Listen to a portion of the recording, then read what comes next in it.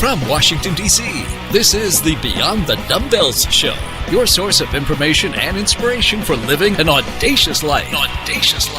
Hear interviews and social banter with special guests on Fitspiration and news from around the globe. Here are your hosts, fitness and lifestyle experts, Brian and Jenny Sweeney. Hey, what's going on, guys? So today it's going to be a shorty.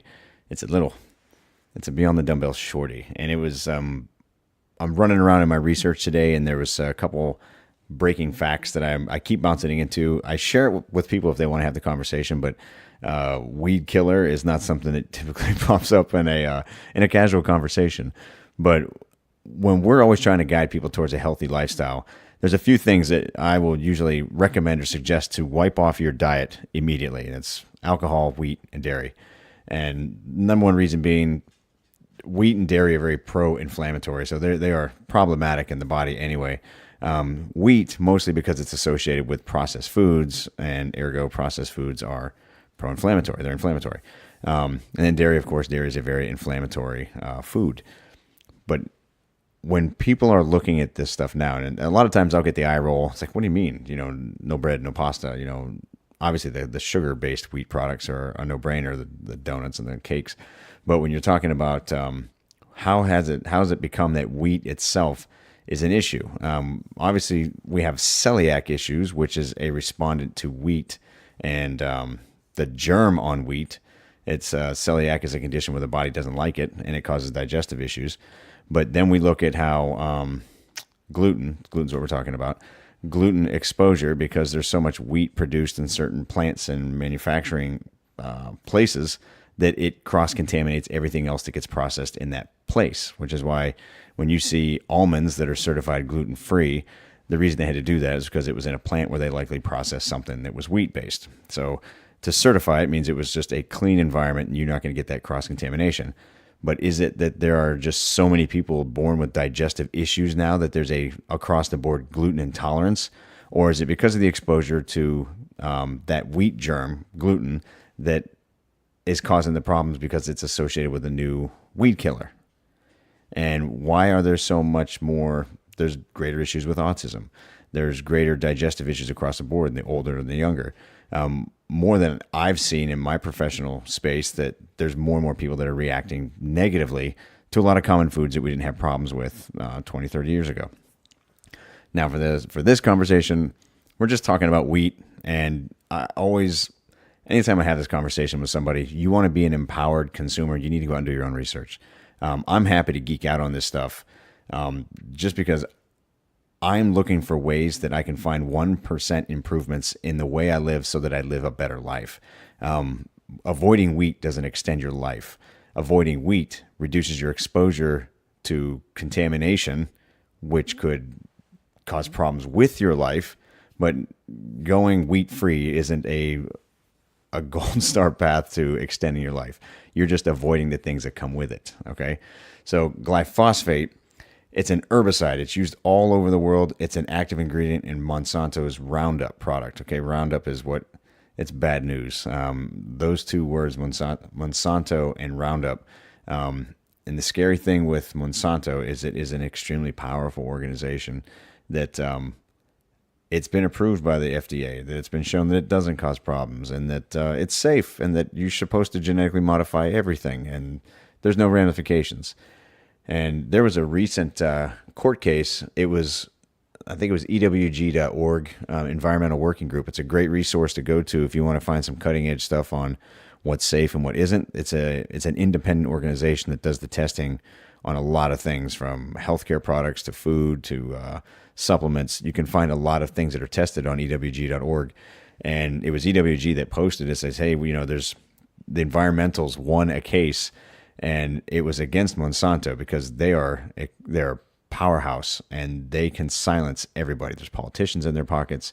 There's world cabal food organizations in their pockets. I mean, they're deeply embedded, and the government allows this to happen because nutritionists, you're not allowed to tell someone that if I said that fish oil will help reduce, not fish oil, let's say, fish oil or coconut oil. Let's say if I were to tell somebody that coconut oil can help reduce blood pressure, you'll go to jail for doing that.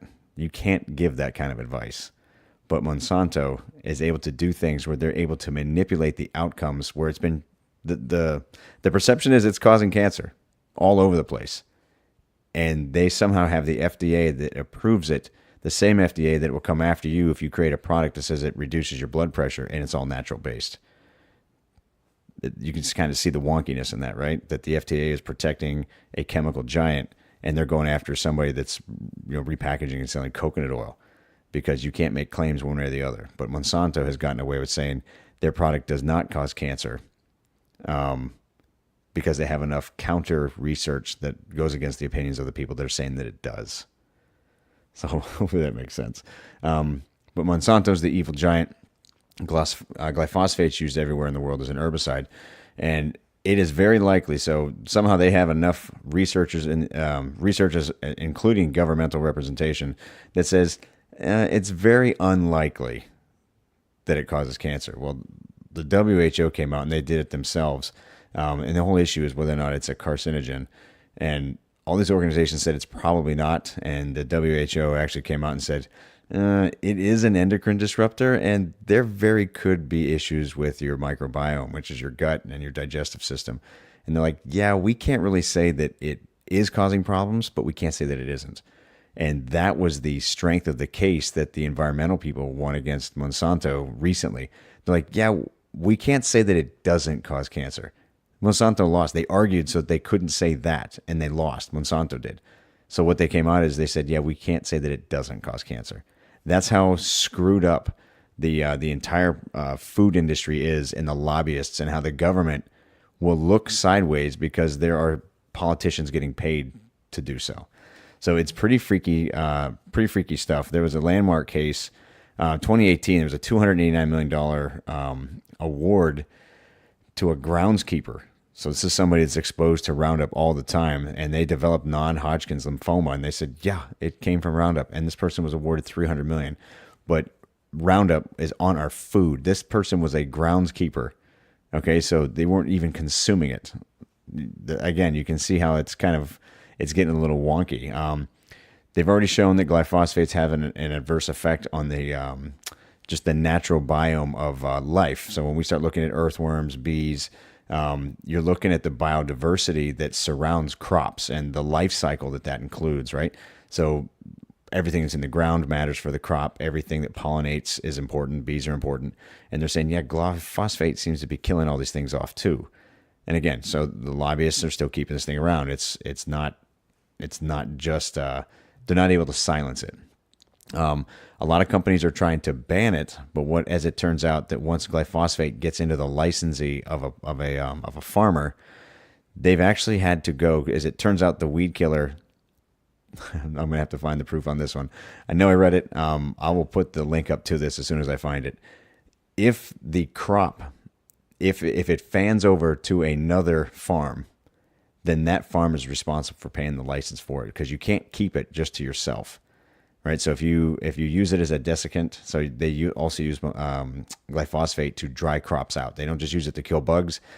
Farmers are lazy with it, and they spray it on crops for harvest to speed up the drying out process. So if that drifts over to another farm, Monsanto has had the case to say, look, you're using my product on your stuff, and because it spreads like that, they go after the farmers that are trying to be natural, non-GMO, and they end up having to capitulate because this stuff doesn't even stay within the boundaries of the farm that is using it. So there's a number of things that's coming out of this. I told you this wasn't going to be super sexy, but hopefully this is empowering you enough to understand what's going on with your family and what you're feeding them. Okay, so a couple other big ones. Newborns, it's starting to show up in breast milk. So there's a measurable amount of glyphosate showing up in women's breast milk, and it was the Detox Project that reported this. It's found in blood and urine sample, so it's also showing up in your foods and how you excrete waste. So it's showing up there and it's floating around your body. It's contaminating air and water. I had already talked about how it kind of blows around, but air samples around farms had shown that there's a greater amount of impact. Anyone that lives close to the farm is susceptible to being exposed to glyphosate because it carries. So it is contaminating air and water as well. And because they're using it to desiccate crops, they're putting in excess of it on those crops. And again, we're still talking wheat. The whole point of this conversation today was all the other things that are influencing our overall health, our endocrine system, our digestive system. You can see how it's all starting to kind of tie in. But that the fact that they're overusing it on those crops as well, just because they're lazy, is going to lead to more issues. Now, some of the other things that they're using for desiccation, lentils, corn, canola, potatoes, flax, peas, millet, sunflowers, soybeans, and then rye and buckwheat. So it's not just limited to wheat, the desiccation process. It's finding its way everywhere. And the more exposed you are, the more problems you have. And remember, when we're talking wheat, we're not just talking, kids with bread, sure, but cereal, guess what's all over in cereal too. So not only are you dealing with sugar when you're putting kids through poor nutrition habits in the morning, but now you're also dealing with breakfast foods. And this is stuff that you'd think would be kind of innocent and it wouldn't be such a big deal. But now, if you go out and you do a search, and you're looking at, I know Snopes did something, and I know some of the counter research groups have done other things to kind of calm people's fears, like, oh, no, it doesn't cause a problem. Snopes is known for going out there and they kind of counter claims. The best they could do, so when we're talking about, hey, our farmers saturating wheat crops with Roundup as a desiccant, and what Snopes is saying, well, kinda, but we can't say that everybody's doing it. And as far as your digestive problems, the WHO thinks there's problems, but not everybody, so it's probably safe. Now, 30, 40 years ago, they used to say smoking was cool. And this is the reason you can't believe anything that the government says, as far as if it's their approval on drugs. They approved all the opiates, by the way, drug overdoses, that's all FDA approved. When you talk about smoking, there was ads back in the 60s where they were saying it was okay for pregnant women to smoke. Okay, so the government didn't care about that back then with tobacco. Lobbyists. It took 45 years for that to come off. But now that you've got the government saying, well, you can't really prove that it's not toxic. Anyone with half a brain, back when smoking was an issue, knew that smoking was causing cancer. It was killing people. But the best they could do is say, well, you can't prove it 100%. It's the same with trans fat. It was in the 90s, early 2000s. There was a case that went up against Nabisco because this dude that was always eating Oreo cookies ended up dying because of the amount of trans fat in his blood at that time. So trans fat, also man-made, never goes away. So it's in your body for good. Now, when you get this herbicide in here, so when you've got glyphosate in your body can't get rid of it quick. Your body knows how to process proteins, carbs, and fats and get rid of bad things. It'll either excrete it, sweat it, exhale, so through breath, your pores. There's only so many ways, and if it's a compound that doesn't match the way out, that's layman's. But if it can't exit the body, it stays in the body. And if it's not a traditional way of food in, food out, the detoxification process is different. You have to follow a different detox protocol to get some of these things out. And even then, if you've done the damage to your endocrine system, your hormones are impacted, you may never recover. And what you don't want to do is wait for 20 to 30 years from now when the government, under some other external pressure, does say, well, it's starting to look like, yeah, this causes cancer. And yeah, Monsanto's out of business now because there's, hundreds of thousands of class action suits against them. The reckoning is coming. And if you want to play it safe, so the whole thing wasn't meant to be, a lot of this stuff is informational. And if you've got the information, you can make the better decisions for you and your family. That's why we're sharing. And when it comes to wheat and glyphosate, anything wheat produced, the best way is to just avoid it. I had already done that other list. So if I quickly went over a list of foods that are okay. If you are looking to where you still going to keep lentils, corn's all kinds of other issues on top of just glyphosate, peas, canola, potatoes, rye, buckwheat, millet, sunflowers, and soybeans. Again, stay away from soybeans anyway. You need to find non-GMO product lines for those things. I mean, glyphosate's one thing because they use it as a desiccant. So even though they might not be using it while the crop is being grown, they're hitting it with it at the end. So you definitely want to find there's certain areas where you want non-GMO. This is one of them. So on that small list, make sure you're pursuing the best option that you can find. And doing organic thing, it's expensive, and it's all about finding the things that you must buy organic and not getting duped into buying things that don't matter. Like, you don't need organic avocados. They've got a thick skin. They're protected. If it's something thin like a berry with no protection, anything they spray on it, it stays in it. It doesn't come out. But then now you've got these things that you buy as a dry product. It could have it on it. So be smart about your choices and where you go. Please go do some research on glyphosate. There's enough there that you want to, at a minimum, reduce your overall exposure to the maximum amount possible. Unfortunately, if you do have kids, this is going to cut out almost every fun kind of snack that you can think of, because the last thing they do is put high quality non-GMO wheat in kids' hands. They put garbage in their hands.